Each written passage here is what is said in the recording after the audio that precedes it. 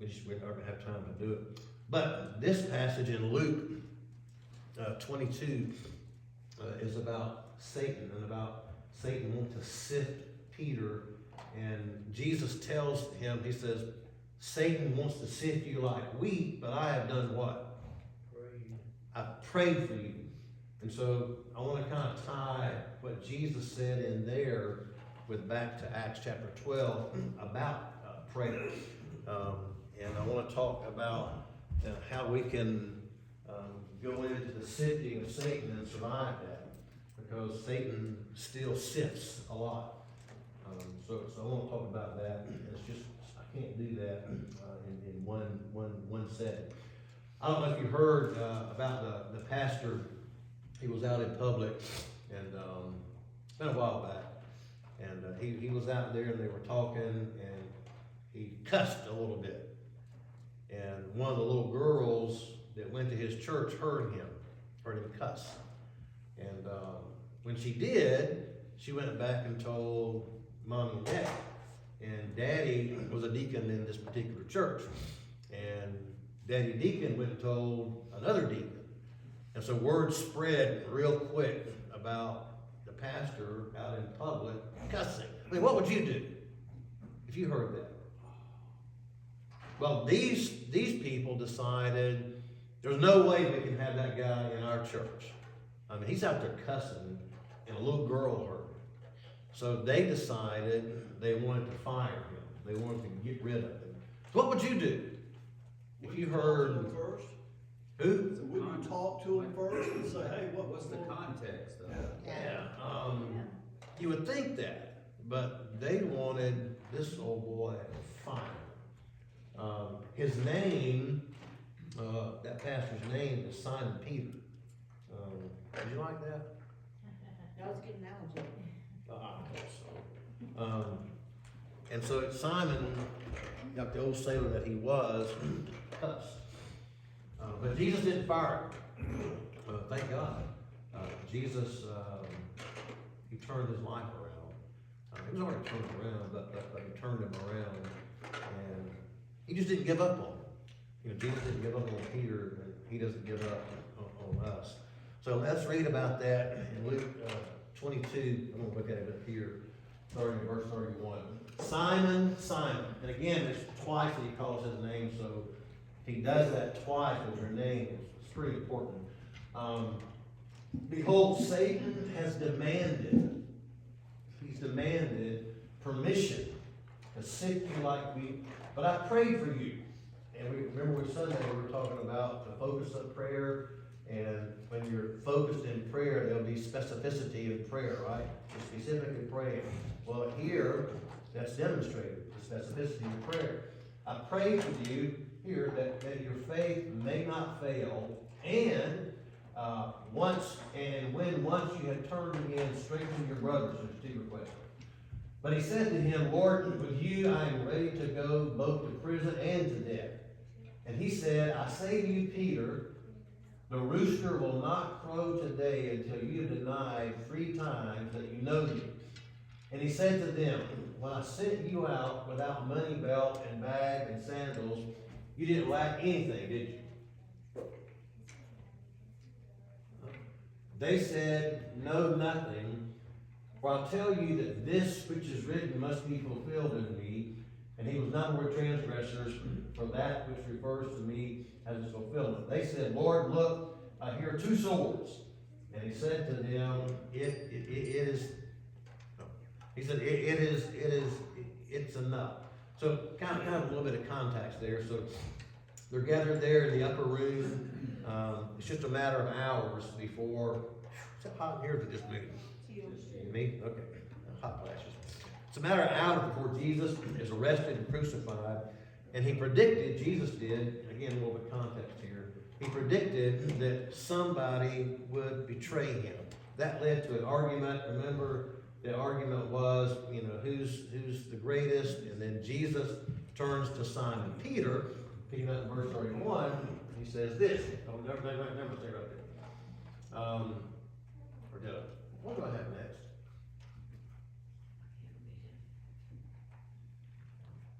Is it not button?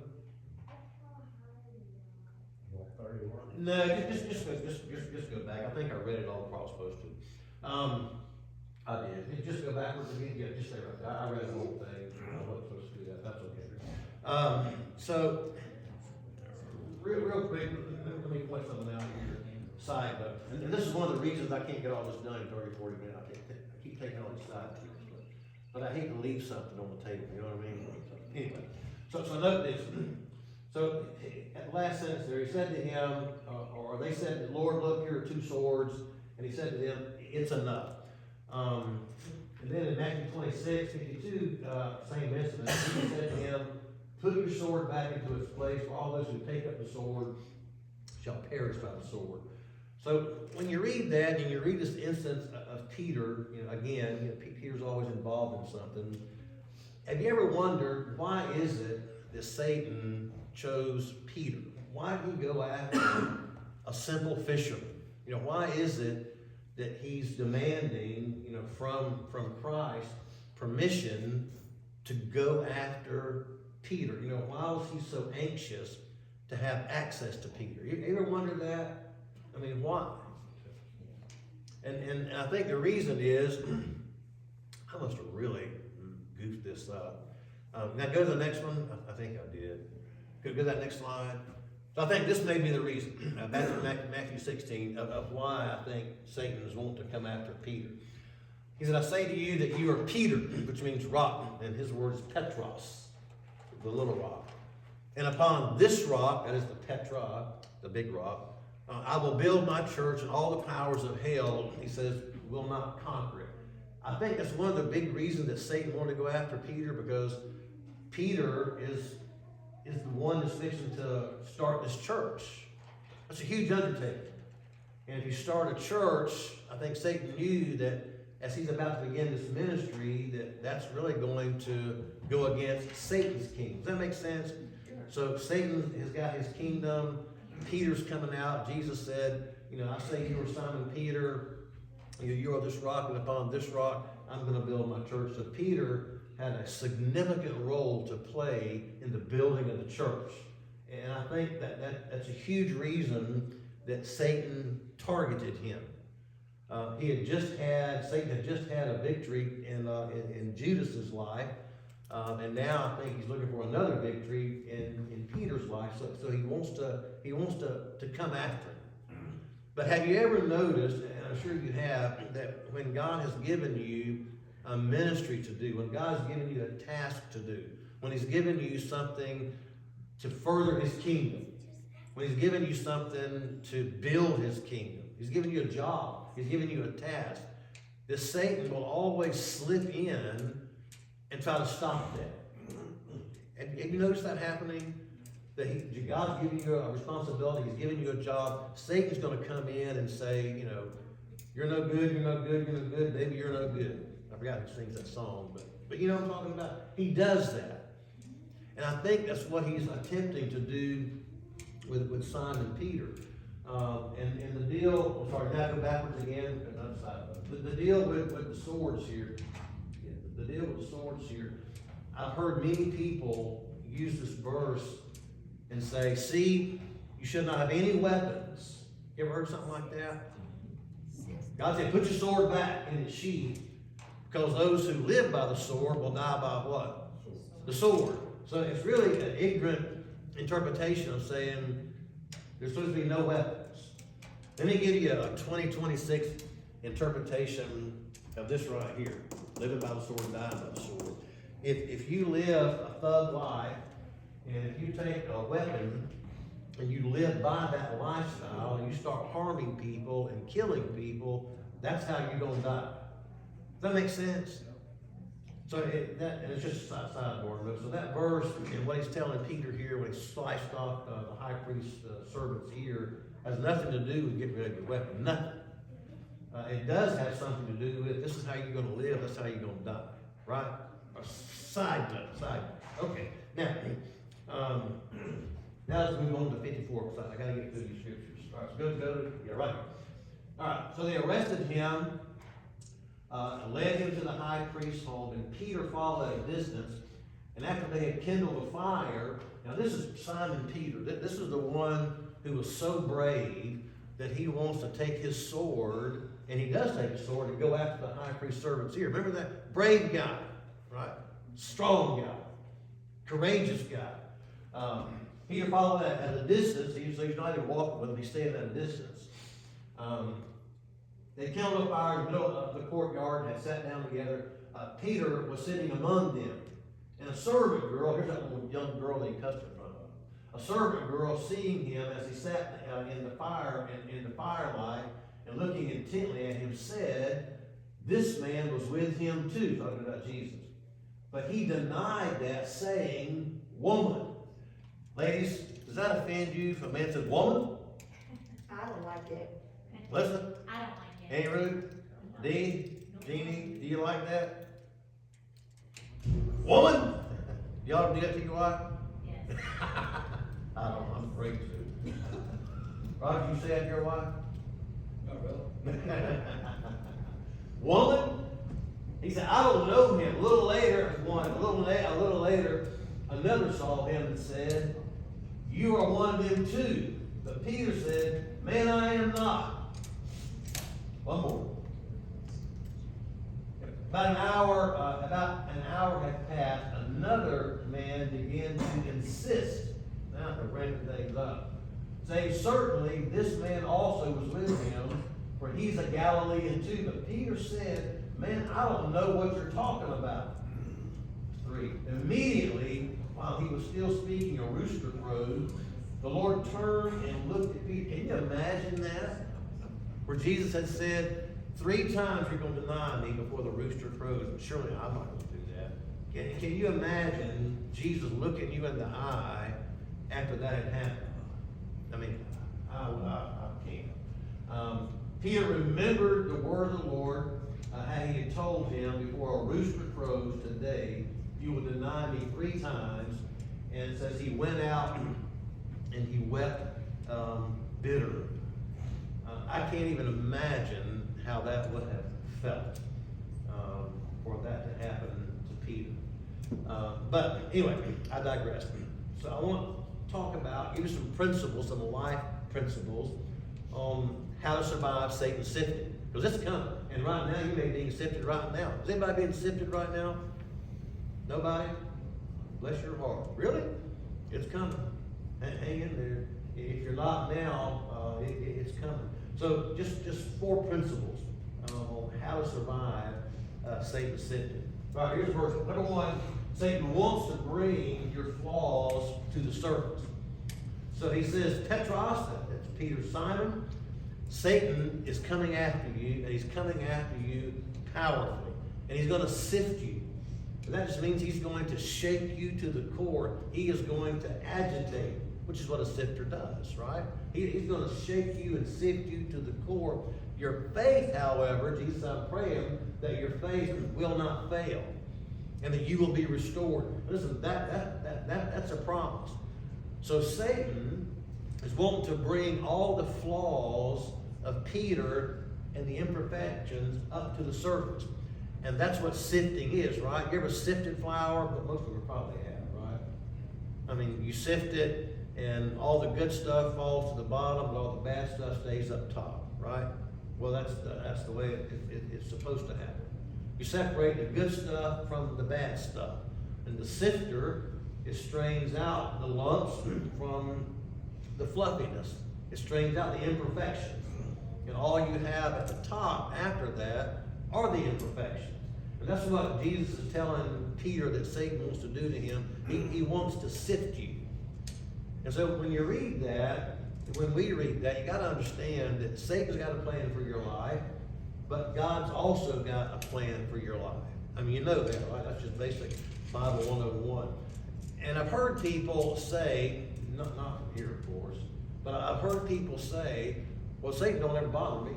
You ever heard something like that? He doesn't trouble me, not one bit. I mean, I don't know what y'all talking about. Y'all having all this trouble with the devil. He doesn't bother me at all. And I know you've never said that. But if you're not clashing heads with Satan, if you're not bumping into him every day, it could be you're going in the same direction, right? It could be. And And I think not only could that be, I think that is the case. Because if you're walking side by side with somebody, it's kind of hard to butt heads with them. But when you fall in love with Christ, like Peter did, you really become the target, a target of the devil. Did you know that? That you've got a big bullseye on your heart.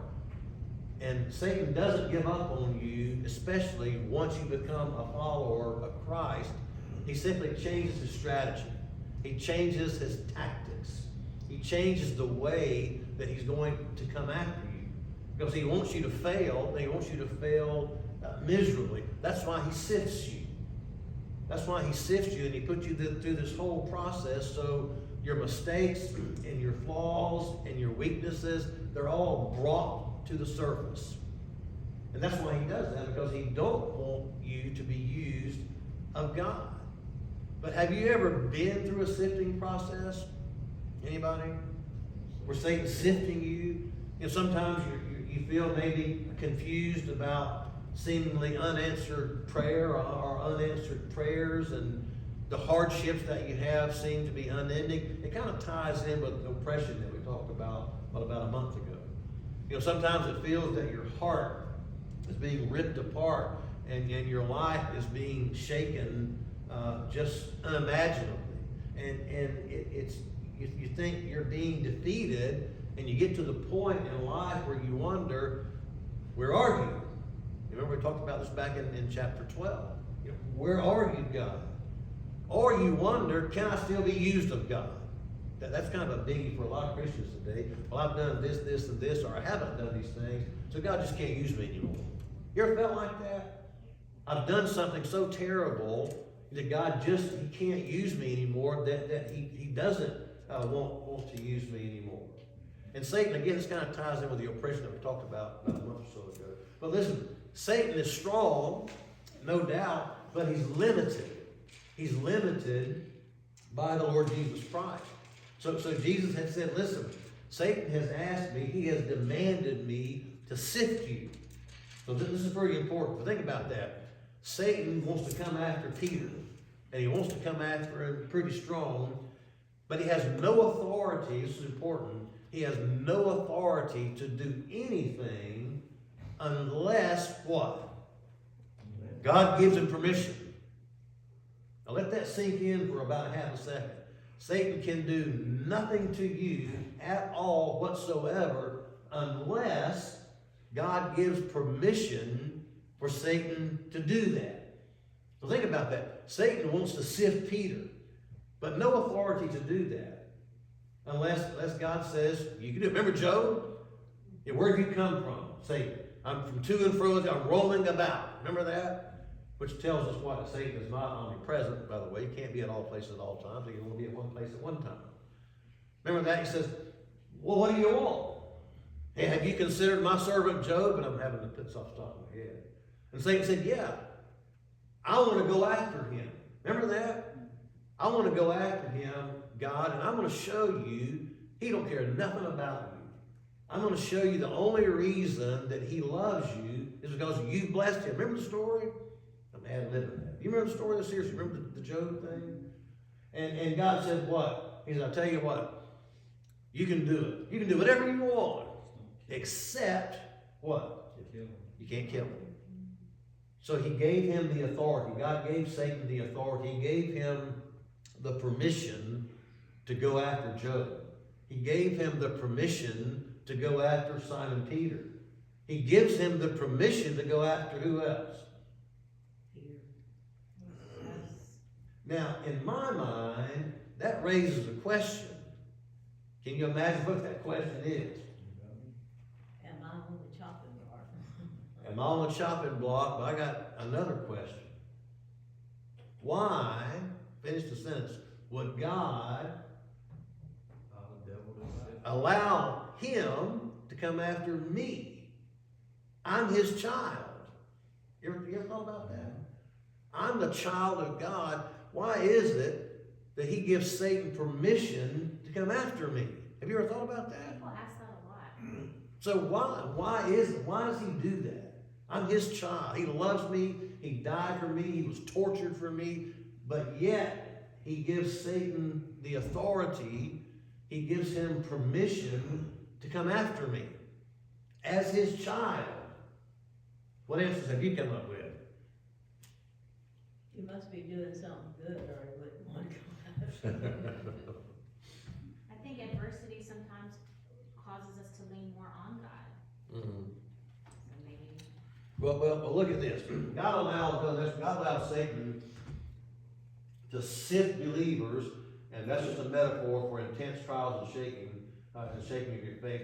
He allows Satan to sift believers to expose weakness, to remove spiritual impurities, and ultimately to refine our faith. Now that's just kind of the quick down and dirty of that. But while Satan intends to destroy our faith, and let's just be honest, with some believers, he has torn down their faith. Right? It happens. Not that Jesus is not praying for you, but that a lot of believers have had their windows rattled, so to speak. He wants to destroy your faith, but God can use these trials to strengthen. God can use these trials to remove this self-reliance, and God can use these trials that we have so we can be of greater service to Him.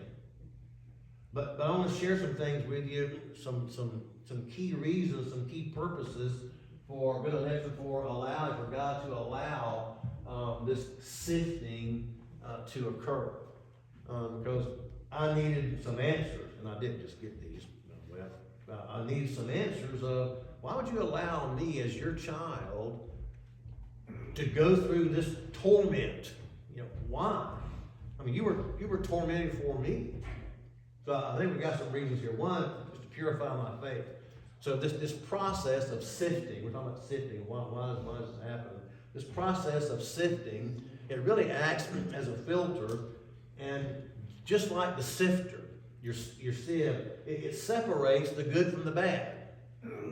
Really? It separates true faith from the chaff. It separates the sifting. It separates true faith from pride or improper motivations. So it acts as a filter, the sifting. That's exactly what sifting does. It separates the good from the bad, the true faith from the fake faith. But it also exposes self-reliance. And Peter had a problem with this, and so do we. But as soon as Satan begins to target believers who rely on their own strength, that can lead to a place of brokenness and dependence on Christ. When Satan sees that, he comes in, and again, we talked about this the other day, or Sunday. I don't share my prayer requests because I think I can do it. I can handle it. You ever done that? You told me you did. So sometimes I don't share a certain need because I think I can handle it. And it goes back to the self-reliance. And so as he sifts me, as he's allowed to sift me, as he's allowed to come in and this purifies my faith, but it also shows me, it reveals to me, it unmasks for me self-reliance. I was thinking about this. Before Simon Peter was sifted, he was overconfident. Anything you can do, I can do better. So before he was overconfident, and he even went so far, Simon Peter did, and declared, even though everybody else will deny you, I'll never do that. Remember that? He said, listen, I'll go to prison with you. I'll even die with you. Remember that? And so the sifting is a way not only to purify my faith, but it exposes this self-reliance. And so it's going to move him from self-reliance to God-reliance. And it goes back to that old saying, you never know that God's all you need until God's all you got. And so sifting can accomplish that. Well, here's another reason why this happens, and that is for strengthening and training. It strengthens and it trains. This ordeal of sifting, it develops endurance and it prepares the believers to not only be strengthened, but to strengthen their brethren. Does that make sense? That's really important. Not only, it's not just for me, it's for you. Did you know that? Did you hear that? Mhm. Yeah, Gail showed me that the other day. I've never seen that before. She put something on her Facebook or on her website, and it was all about, Gail, Huh? a guy, man, I just had a brain freeze here. What God intends for good. Yeah, what God intends for, no. Sometimes it's not for us, it's for the people around us. Now, what's the verse? Uh, Well, you intended for harm, there we go. Yeah. God intended for good. And so I'll talk more about that later too, but this is what's going on here. So not only are you gonna be strengthened, but the good may be for somebody else. Does that make sense? I didn't think about that when you told me that. I'm still chewing on that. Or the bad too. Yeah. They see how you handle the situation. It's a bad witness for me. Is that what you're talking about when I just fall apart, Yeah. so to speak? But I think that one of the reasons that God allows this, or the third reason is for strength and training. Because once I've overcome, I can go back and help you overcome. Does that make sense? I mean, once I've been through the fire of the furnace, and once I've been through, the trial, and made it through with the help of God, I can now go back and say, here's how I did it. I relied on God. Here's how you can do it. You can rely on God. But if I'm not doing that, then it really says bad things about me. It says bad things about my faith. Make sense so far? So by experiencing failure and frustration firsthand, Peter gained the necessary compassion and humility to lead a church, to build a church with God's help, to make him more readily available for greater service. All right. I can't do this for 30 minutes. Here's the next thing. It demonstrates divine authority. So again, remember that Satan has got to ask permission, showing that ultimately he's under God's sovereignty. So nothing happens to me or you without God knowing, without God saying, I got this. But it goes back to us saying, Lord, I trust you. No matter what's going on in my life, I don't understand it. And there's still a lot of things that goes on in my life that I don't understand. But it all comes back down to what? The 5-letter word. Back down to what? Faith. Gotta have faith. Gotta have faith. And listen, as I'm being sifted, this strengthens that also. But it also demonstrates divine authority. God's in control. No matter how bad things may seem out of control to me, God's in control. And so this sifting that he allows, that's just another reason to say this is why this goes on. In short, what Satan wants, when he wants to break down a person, God can build them up. Look at this. We're back in the middle of the next point. Satan's goal. He's to prove there's no wheat. He's to prove there's no true faith and that the believer is just chaff. That's what he's trying to prove. And not only is he trying to prove that to God, he's trying to prove that to me. You ain't no good. You ain't got no faith. And if you have faith, blah, blah, blah, blah, blah, blah, blah. That's his goal. Because listen, if he can tear you down, he's going to make you ineffective. If you're ineffective for God, then you have no ministry. When God's saying, I want you to have a ministry. This is what I want you to do. But if I'm believing the lie, the father of all lies, remember, that's what Satan is. Remember that Jesus said, you're a liar and you're of the devil who is the father of all lies. Remember that? So I can't believe that. That's his goal. But God's goal is to take this agitation, to shake off the chaff, and that is the sinful habits, false motives, and pride, so that the genuine faith remains. And that's sifting. And that's why he allows that. You can do whatever you want to him, but Job can't take his life. And so sifting brings all that to the surface.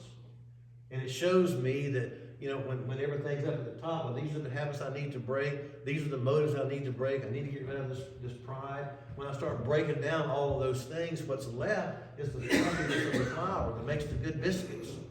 And the genuine faith is shown to be real. Does that make sense? So don't let him scare you, Satan. He's very limited in what he can do, and he can't do anything without God's permission. Not one thing. So keep that in mind. Now look here. He can sift you. We'll go to the next one. He can sift you, but he can't stop you. He can discourage you, but he can't destroy you. You ever been discouraged? Like, Lord, why? Lord, Lord, I do this, and this, and Lord, why? Just why? And Satan's going, yep, told you, never going to work. Give it up. So he can discourage you, but he can't destroy you. He can tempt you and terrify you, but he can't take you. Why? Because you're God's. You're his child. You belong to him. You are blood bought. So he can't take you. He can't destroy you, and he can't stop you because you're moving in the power of God. Make sense? Sifting. How to survive this. All right, that was number one. So I can't do 30 minutes. Number two, this is important. Second principle on surviving the sifting of Satan. Satan. Jesus, I should have put, is praying for you. I did put that. Okay, I thought I put he has. Jesus is praying for you. Look at this. Simon, Satan wants to sift you as wheat, but I prayed for you. I prayed for you that your faith may not fail. And you, once you've turned again, go strengthen your brothers. So listen, God allows this sifting, the devil to sift us because he knows that many times when we are being sifted, we're also being strengthened, right? So, many times we go through some, and maybe even now you're going through some kind of agitating experience where it really seems that everything in your life has just been turned upside down. And if that's the case, welcome to the sifting zone. It's here. You're in it. And you may be in it right now, and if you're not in it right now, it's coming. Or you just got out of one, and maybe God will give you a small interval, but there's another one coming. So God said to Peter, I'm going to let him sift you, and he's going to sift you good. But I'm going to pray for you. Now we may go, man, I wish he prayed for me like that. Right? I wish Jesus would pray for me. He has and he is. He is our intercessor. Right? He is the one who intercedes between me and the Father. A few hours, after the Last Supper, Jesus prayed, I'm not going to read the whole thing, but Jesus prayed a beautiful prayer in John 17. Now, here's a summary of it. This is what Jesus prayed. He said, my prayer is not for them alone, the original disciples. I'm not just praying for these people, but I pray also for those who will believe in me through their message. So not only am I praying for the original disciples, but I'm praying for all of those believers now and all the believers who are coming. So he said, I am praying for you. Hebrews 7:25 says, Jesus ever lives to make intercession for us. He is praying for us. And it's constant. But what's he praying for? If he's praying for me, I want to know the specificity of that. What are you praying? And same thing we tell people, I'm going to pray for you. Now listen, next time somebody says that to you, so what you going to pray about? Don't do it. No, you can't. Well, how are you going to pray? Don't you want what my need is first? Tell me what my need is. Because I'll tell you, a lot of times we say that because it sounds good. I'm going to pray for you. What are you going to pray for me about? And so same thing here. What do you pray for? That your faith not fail. He said, I'm praying that your faith won't fail. He didn't pray that Peter would get faith. He's already got faith. Some people have used this verse to say Peter got saved. Another example of biblical ignorance. He's already got faith. He's praying for you for your faith, not to fail. He's already got faith. So this was his room, his prayer request. Now listen, imagine you're in a room and somebody offers you a crooked deal. And there's $1 million, literally $1 million involved in this deal. All you got to do is kind of set aside your integrity. Just a little bit, and a little bit of your honesty. It's $1 million. You're not breaking the law. I'm not gonna come get you. But it's $1 million. Would you do it? Not breaking the law. It's legal. But you gotta give up some integrity. You gotta give up some honesty. I mean, Look I'd in the like to mirror. say no, but I mean, seriously, $1 million. I And guess it's it sitting depends right on in the front of you in line. $100 bills. What? You do it? It's not illegal. Not illegal. Not illegal. I'll People take probably an do it extra for less. license. Say what? People probably would do it for less. That's true. You might be tempted to take it. Would anybody not be tempted to take it? I think you deal with one, you probably would be tempted to take that. Really, Bob? No, $1 million. Would you take it? We compromise our integrity all the time, that's what we get paid for it. So just one more. Yeah. But listen, would it make it easier if you knew that Jesus was kneeling right beside you and saying, Lord, I pray for Gail that she not lose her integrity. I pray for her that she not lose her honesty. Would it make a difference if you knew he was right there? I mean, yeah, if he was Pray. right there looking me in the face, going, I'm praying you don't do it, I probably wouldn't. Well, he is. He But we don't is. see it. How about if you're on a business trip, a man or a woman, somebody says, I'll buy you a drink. Nobody will ever know. It's okay. Oh, that's my, okay, you setting an alarm for me? It's 7 o'clock. I'll buy you a drink, nobody will ever know. And you're going, man, that's tough.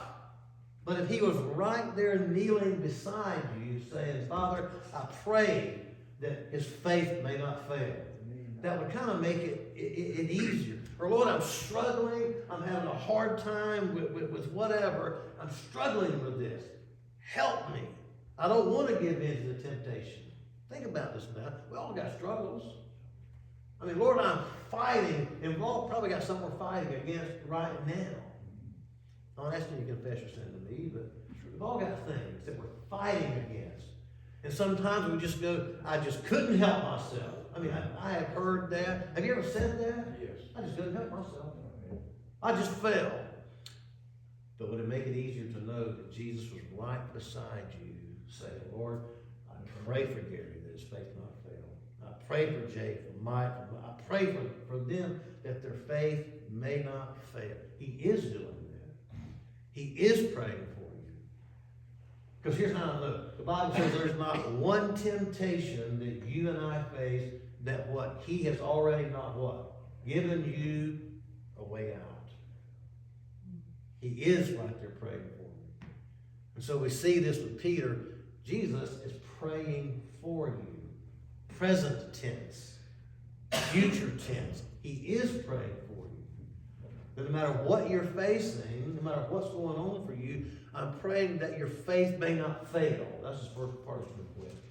I want your faith to be strong. I want you to hang in there. We're out of time. So I couldn't do this in 30 minutes. So we'll come back Sunday, Lord willing, and we'll continue with this topic in Luke. How to survive Satan's sifting. He does it, and he does a good job at it. But greater is he that is in me than what? He that is in the world. All right, Mike, could close in prayer.